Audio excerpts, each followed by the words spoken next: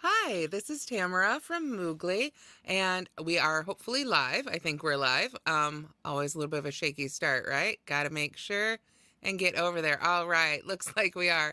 So thank you so much for joining me today.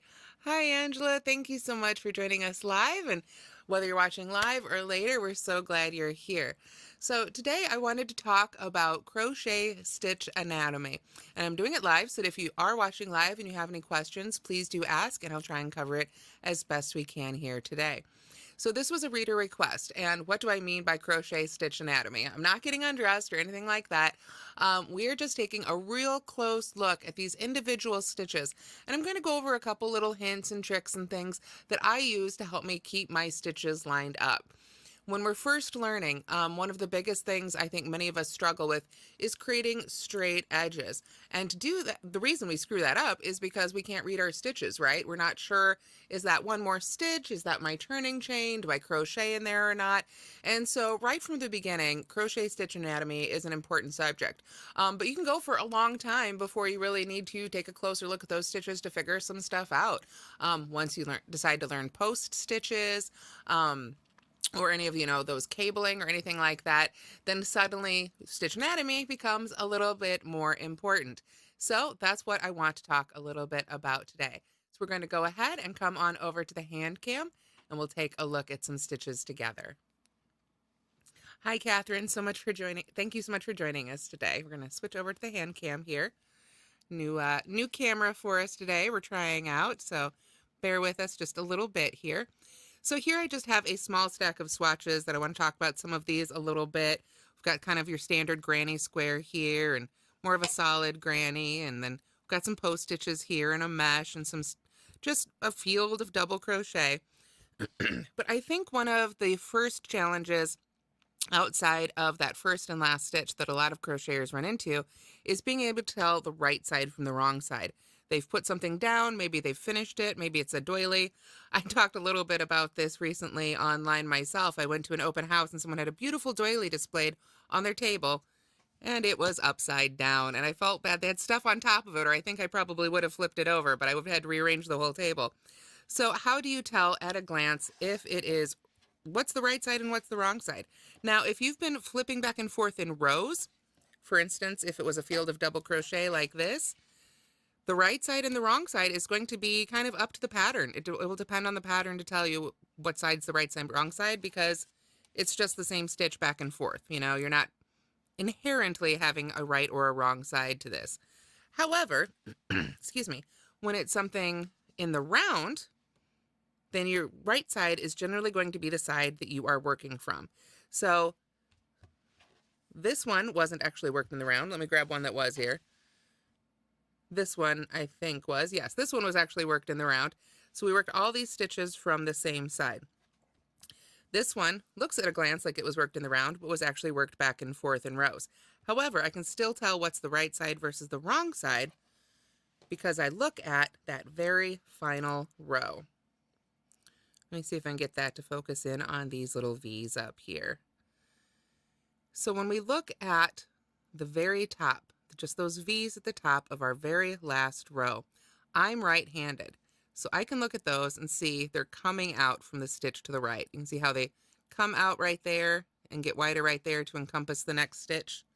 Let me see if I can pull in well, the hook I brought over is a little big, but you can kind of see what I'm talking about, how the V comes out of this stitch and goes around the next one. I'm right-handed, and that's the direction I crochet, right to left. That's the direction those V's should be. That last row is facing me. That means I made this last row from this right side. If I were left-handed, on the other hand, they would be going the other direction. So that's something you need to know too. If you are left-handed, those V's will go the other way.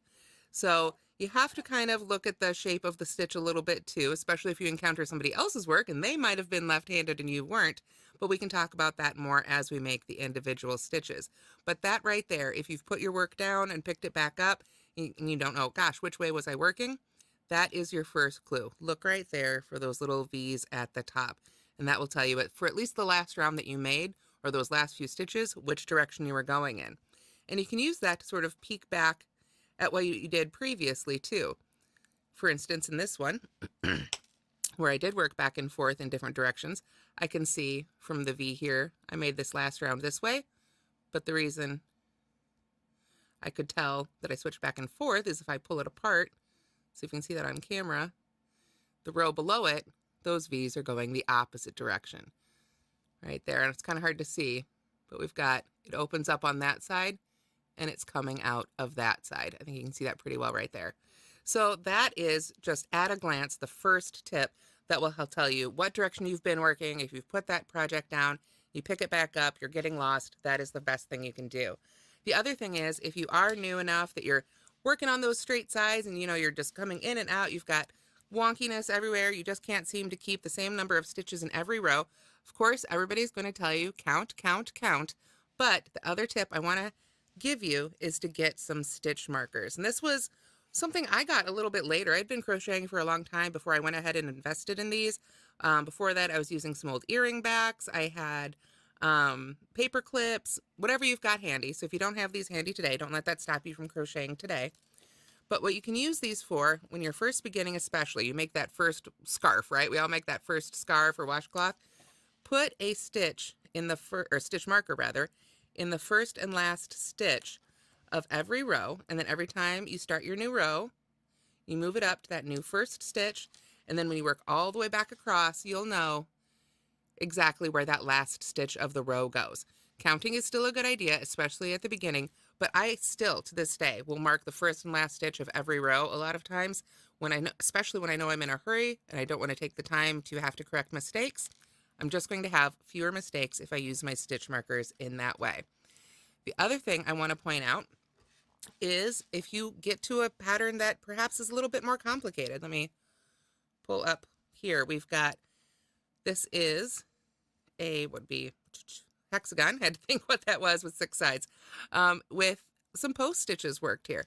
If you had a lace pattern, or you knew you're going to need to work a specific stitch every 8 stitches or row, or every 8 stitches or so, or whatever the number is, use your stitch markers to sort of plan that out. Put a stitch marker every so often through that previous row. Go ahead and plan it out, and that will really help guide you along and see where you're meant to be going. Now, before we get into the individual stitches themselves, let's talk about a couple tips for figuring out what stitch you are meant to work into. I'm going to come back here to this big field of double crochet here. Try and get a little bit closer here so we can really see that well. Of course, I've got it upside down, so let me try that again. And that is another clue that we can look for. You see right here, hopefully, there are 2 little strands there going in to that stitch below. That is the bottom of that post. At the top of it, we can see there's a little V right there. So that's the top of that stitch. So now we know the direction of our work, that we crocheted this way. And if we just take our time and really look, you can see this stitch is worked into the top of this stitch. And this is going to be one of the hardest things, especially when we're working back and forth in rows, knowing, does this little bit here go with this stitch or this stitch? So let's make some stitches together and take a closer look. Because this one can really trip you up sometimes. Sometimes it still trips me up. I have to go back and take a closer look at my work. And especially with half double crochets, my gosh, those have a top that is really offset from the rest of the stitch. Those can be particularly tricky. So here I've got some Bernat Maker Home Deck. I like to use this yarn for demoing because it is kind of really easy to see the stitch definition. I'm going to be using it with the USL 8mm hook today. So hopefully we'll make some nice big stitches that you can see. So I've started with the slip knot on the hook. And of course, the first thing we usually do is make some chains, right? We know we yarn over and pull through, we yarn over and pull through. But let's look and see where the different parts of that chain are actually coming from. I've got my loop right there around my hook. You can see right there, that's the chain. I'm going to be yarning over and pulling that next loop through from underneath. So what happens when I do that? That creates that line right there. And we pull up a new loop right there from the front. Pretty simple. I mean, I know you've all probably made chains before and looked at them, but if you just take the time and really look at them, you can see where the different parts of that chain are coming from. Now, after you've practiced making your chains for a while, and then you'll have a nice even row of V's at the top, and underneath we have what I and many others refer to as that back hump. Now, traditionally, I know when I learned how to crochet, and when most of us learned how to crochet, we were taught to crochet under those V's, right? Because when we crochet into the rest of our rows, that's typically where we're working, is under those top 2 loops. Personally, I prefer to work under that back hump when I make my first row, when I work into that row of chains. It leaves those 2 loops behind for me to work my edging into. And if I don't work in edging, I've got those 2 loops at my bottom edge that then match my top edge. That way I'm going to get the same look on that top edge and that bottom edge. So, personal preference. That's one of the great things about crochet. I always say you can definitely make it your own. You know, use the tips and tricks you like, crochet into it wherever you want to crochet into it. I often tell people when they're first beginning and they're that first chain, you guys might remember those chains you first made and they're kind of a mess and they're all twisty, but they're eager to just start stitching. You can work into any part of the chain, really, any part at all that you like. It's all personal preference. So let's go ahead now that we've talked about the chains a little bit and work a couple single crochets. That would be the next step, right? We know we need to skip that first one. I'm going to go ahead and work into that back hump. So I'll insert my hook. We know where these 2 loops are coming from. And let's watch where they go. We're going to yarn over and pull up a loop.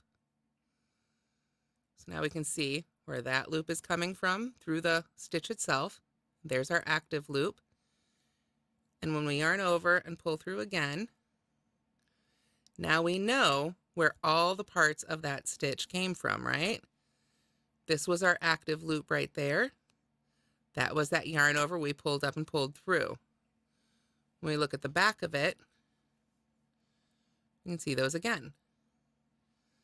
There was our active loop, there was the loop we pulled up through the stitch, and then we yarned over and pulled through right there, coming up right on out of that stitch.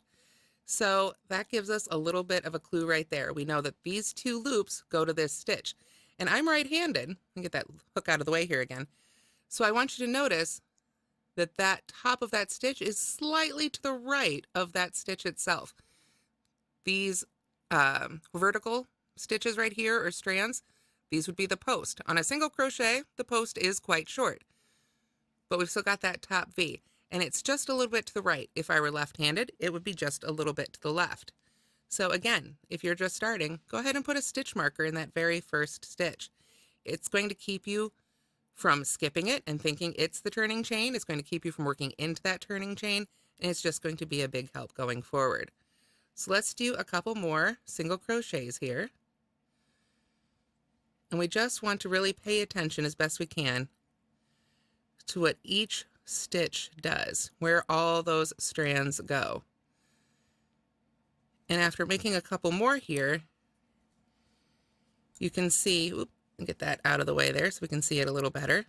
It is stacked on top, but it is ever so slightly off to the right.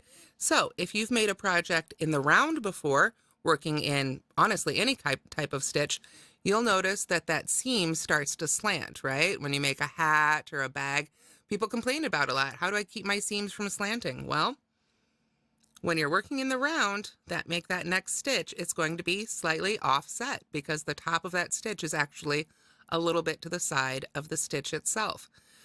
We don't get that seam slant when we work back and forth in rows because, let's go work a couple of those stitches. We're going to chain 1 and turn. Now I'm going to work right back into the top of that stitch for this first single crochet here.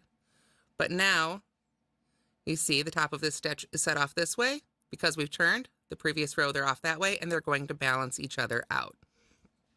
So that's why we get that slanted seam when we're working in the round, but we don't necessarily get it when we're working straight. When we're working straight, we can get really nice straight sides.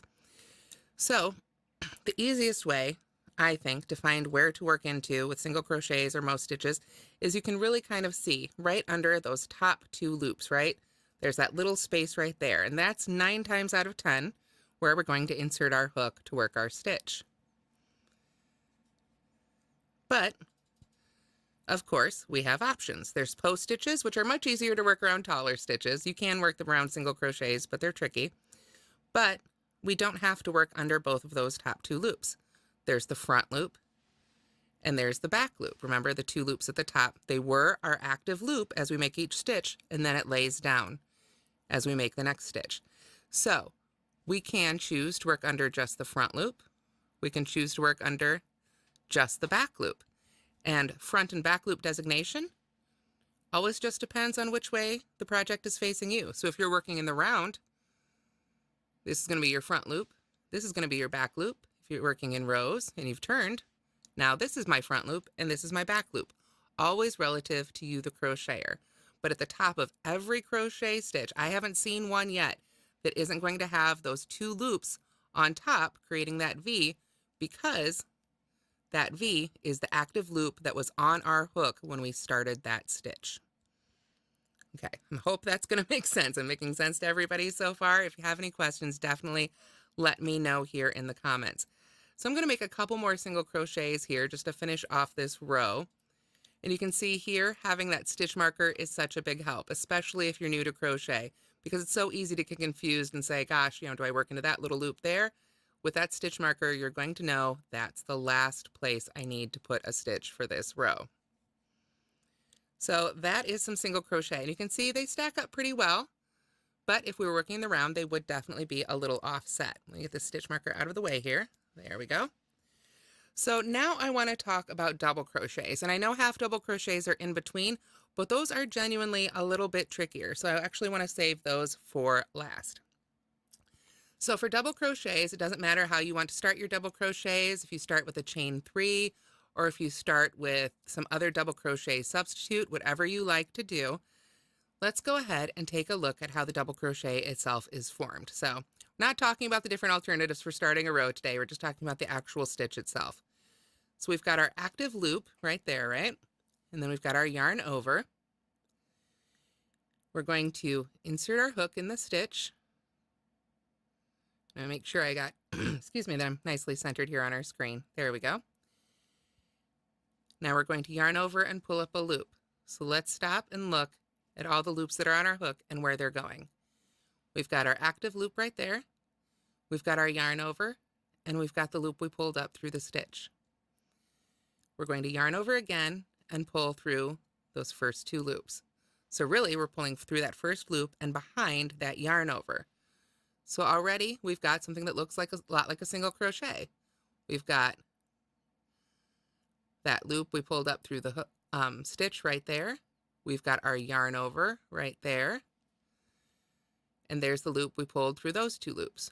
So now when we pull, yarn over and pull through that loop and our active loop, you can see that active loop laid down and became the top V of the previous stitch there. And you can see it kind of makes a similar, it's almost like two stacked single crochets that we've made, one right on top of the other. From behind, of course, it looks a little bit different. So there's the front of the double crochet, and there's the back of the double crochet. You can see we did our yarn overs, excuse me, and then that first loop we pulled through, and there's our active loop from behind. Now you'll note it's still just a little bit there to the right. So the same thing, if we work this in the round, just as before, because I'm right-handed, my seam's going to go this way. If I were left-handed, my seam would be going that way. Working back and forth in rows can correct that, but it's just a natural part of the stitch because that's how it's lined up. So let's do another one here together. I'm going to yarn over, go into that last stitch here on my tiny little swatch, and yarn over and pull up my loop.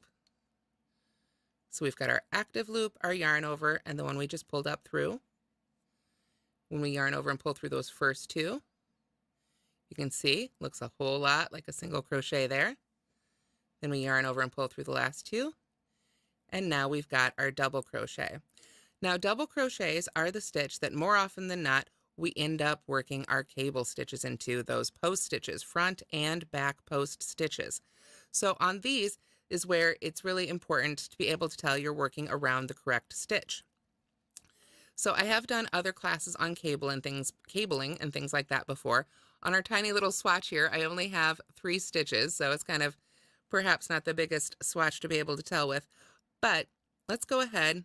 I'm just going to chain 2 and turn and not count that as my first stitch for this row, another alternative. And let's pretend that we are doing this as a cable row or a post stitch. So usually with post stitches, you're going to have a regular stitch for your first and last stitch. You don't usually start with or end with a post stitch. There are certainly always exceptions, but for our little demo today, we're just going to go ahead and put a half double crochet in the first stitch. And I'll get back to those half double crochets later again. But here's the next stitch, and here's how you're going to want to look at it. We've turned. We know this is the top of the next stitch, right? We're used to working to the tops of our stitches. There's that V. It's going the other direction because we've turned our work. And you can kind of see now, there was the active loop, there was the other loop. This is the post that goes with this stitch. I know, easy enough to see when there's only 3 stitches, but really, that's how you want to do it. You know you've worked into this stitch, even though you know you're not going to work under those top 2 loops because you're making a post stitch. You can follow that on down. Look and see where that loop goes, the loop underneath, and you'll know that is the post that you want to work that post stitch around. So for example, if it's a front post stitch, we'll do a front post double crochet. I'm going to start by yarning over. I'm going to go in on one side of the post. I'm not splitting the post. I'm just going right between the posts of those stitches and coming up on the other side. I'm going to wrap the yarn around what's now to me the front of that stitch because this is the side I'm working on. Yarn over and pull that loop carefully right up around that post. After that, the anatomy is the same, right? We yarn over and pull through 2. It's a little twisted, but there's that little short stitch. We yarn over and pull through the last 2. And there is our front post double crochet, and it's going to pull that post forward. Now, again, it depends on the pattern. If someone has you increasing or making something a little, just a little more lacy or complicated, you may come back and work into those top 2 loops. But generally speaking, because you've worked around that stitch, you don't come back and work into that top. So that would be a front post double crochet. Let's take a look at it when it's a back post double crochet. I'm going to yarn over. I'm going to come around that post from behind. And because I'm right-handed, I'm going right to left for both of these. If I were left-handed, I'd be going the other direction. And this one can be a little tricky. We just wrap our yarn around the back and yarn over. And you want to kind of pull your work apart as best you can to pull that up and through. Sometimes those like to get caught a little bit, but we're at the same point. We've got that active loop, our yarn over, the loop we just pulled around the post. And at this point, you can really pinch everything else out of the way and finish off that double crochet. And you can see the double crochet itself looks the same. So that right there was a little bit about the double crochets. Now let's talk about these half double crochets, right? Half double crochets just have a little bit different, the way they lay. It gets a little bit more confusing for some reason. So let's go ahead and make a couple of these together. We're going to start with a yarn over. I'm going to go into that first stitch and pull up a loop. So far, exactly the same as a double crochet. But as we all know, for a half double crochet, we yarn over and pull through all those loops to finish it. There we go. So what do we have? We have our active loop still laid down right there on top to make the top of that stitch. We still have our yarn over right there, but underneath it just looks like a single crochet. We've just got those 2 vertical loops and our yarn over and our active loop all condensed. With our double crochets, remember, we had kind of a single crochet and then almost like another single crochet on top of it. We've got our single crochet and everything else is all squished down there together. So when we're making half double crochets, just like all the other stitches, your top 2 loops are going to have that little bit of lean, right? It's not so much that stitches lean themselves, but that the top, that active loop after it lays down, it's still connected to the previous stitch. It came out of the previous stitch. It wants to lean over towards it a little bit. So when you've got your half double crochets from this side, if you're working in the round, You can kind of still see how those go together, right? There's your top active loop, there's your yarn over. But when you flip it over, you can pull that loop up and get it out of the way here, it can be a little bit more confusing. From behind, that top loop there is way off to the side. You see that? Here's the post of our half double crochet, and our loop is going to go in over there. But we want to use that same trick. Let me go ahead and put our first one in here. There we go. So let's say we're working along. We know we've worked into this V. We know this one's the next one. And we can look at it and see how that loop comes into the stitch we just worked into. There's that yarn over going over into the same place. Everything's going into that previous stitch. We know those top two loops right there are the top two loops of the next stitch. Or if we need to work around it, we know that right there is the post of that stitch. Now, again, if you're working a lace pattern or anything like that, you definitely want to break out the stitch markers and use those as much as possible. I have a new pattern coming out later this month where you do kind of a special move every, what was it? I think it was every 8 stitches. And I definitely went through and counted out and marked out every 8 stitches for myself, just so I knew exactly where I was going to be and to make sure that all of those special stitches I was doing were ending up in the right spot. So especially if you're doing something like pleats where you're going to be going back and forth, working into those same stitches several times, having stitch markers is just such a big help. And it's something I know I definitely wish I had discovered a lot earlier in my crochet journey. So I'm going to go ahead and look here. I don't see any questions yet, but if you guys have any questions, please do drop those in the chat right away here, and I will do my best to answer them. So thank you so much for everybody who's been tuning in. So great. I'm glad you guys are enjoying it. Like I said, those post stitches, you can work around any height of stitch, back post, half double crochet, double crochet. It's a little easier with double crochet. I think that's why it's so popular to see them in double crochets, because you've got that space there, you know, right, nice and easy for your hook. But that's about it for the stitches themselves. You've got your post, you've got the space between the posts, you've got the top V, you've got your front loop and your back loop, always relative to you, the crocheter. And you can just really follow that row down. Let me pull up a couple more swatches here and we can talk about those a little bit. Here we have a crochet mesh. You can see we've got double crochets here. This would be the back of the double crochet. If I turn it over, you can see the front of the double crochet, how it kind of looks like 2 little stacked single crochets right there. There's a row of single crochets I can see here. And we can see by looking at that top V, the single crochets were worked that way, the double crochets were worked that direction. We can look for the bottom of the stitch there and see where those 2 strands go into the stitch below, and see that that's the bottom of the stitch and that's the top of the stitch, so we can tell the direction we're working in. And you can see we've skipped stitches and we've worked those single crochets, if you look closely, into the chain space. You can see those 2 vertical bars just go right down into that chain space itself. So that lets you read your stitches just a little bit more. Let me pull up this one. Here's our fun one with lots of post stitches worked around it. You can see here you needed to pay attention to work into the corner properly, and then make sure you were back post stitching around those stitches and then a front post stitch around this one. But I can still tell at a glance, first of all, when you've got post stitches, 9 times out of 10, those are going to be on your right side. So that's a great clue right there. You can see from the back, it looks a little bit different. Not quite as organized as it does from this side. But also I can look at that top final round.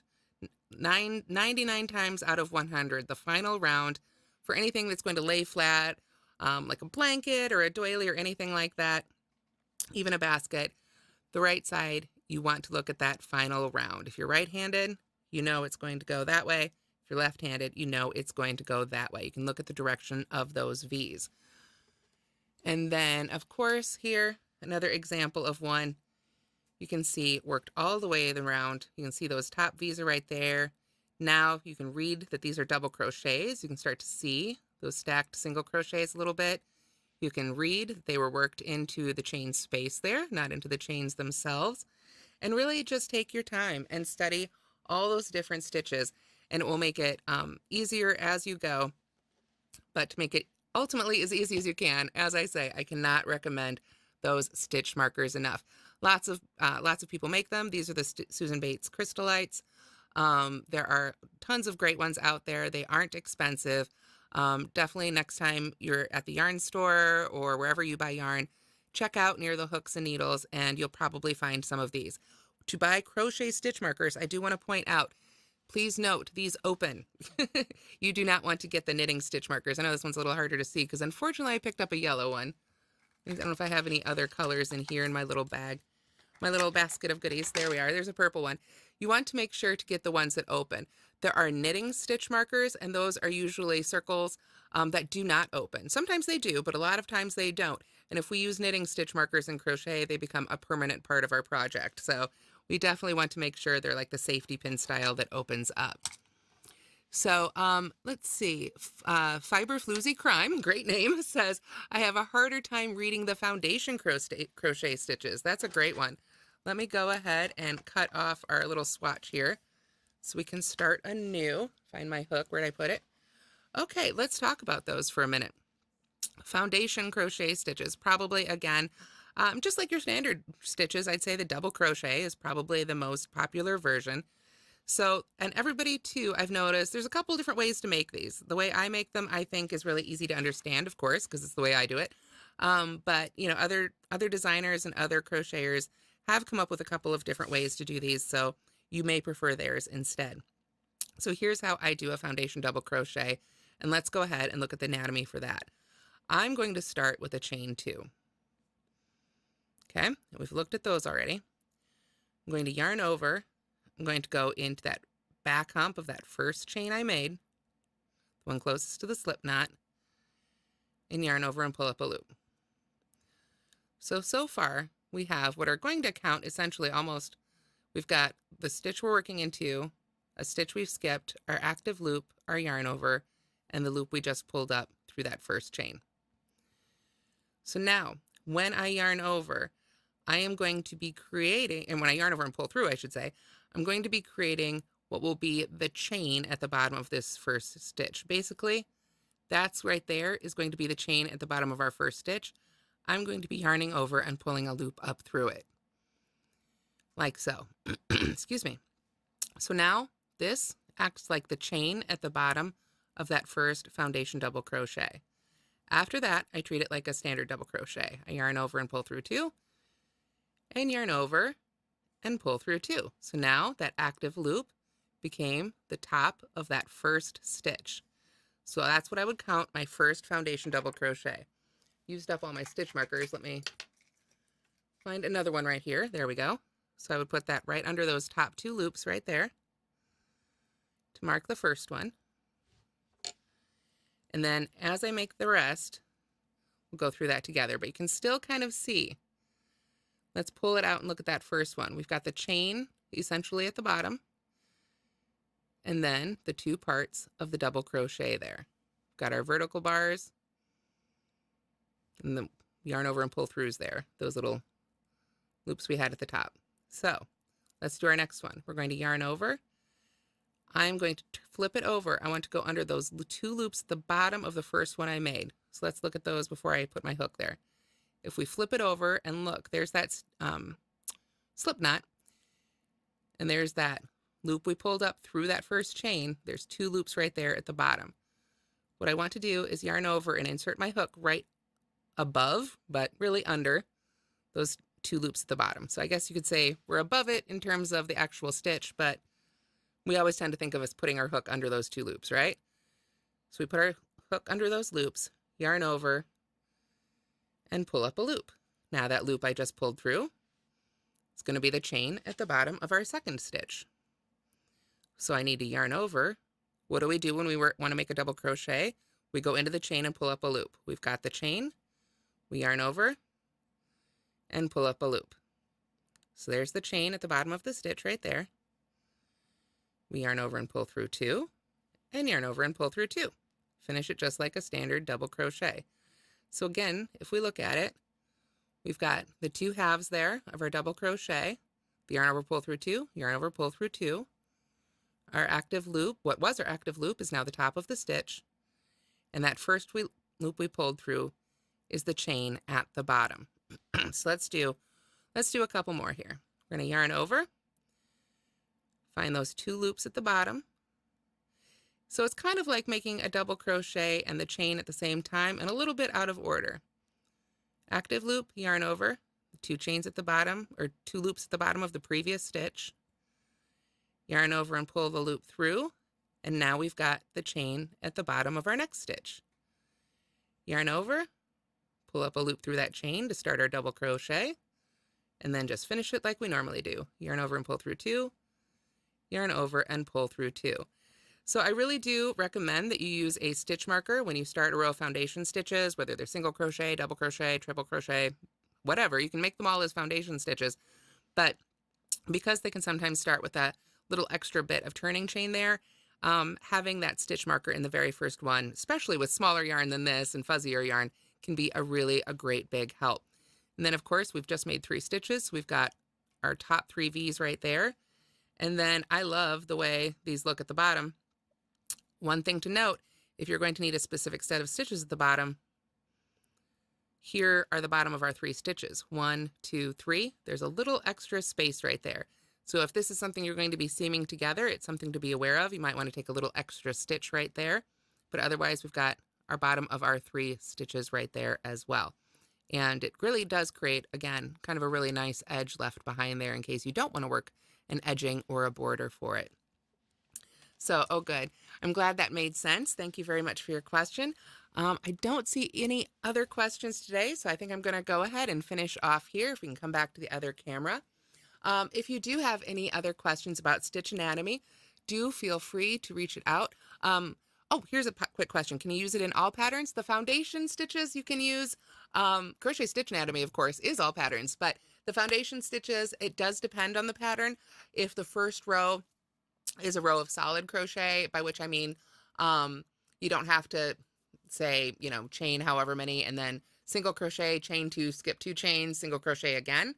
That won't work because you have to have sort of that chain and then the chains above it separated from each other. And when you're making the chains and the stitches all at once, you need a solid row of stitches. You can mix up those stitches. You could do a foundation single crochet and then a foundation half double crochet and then a foundation double crochet.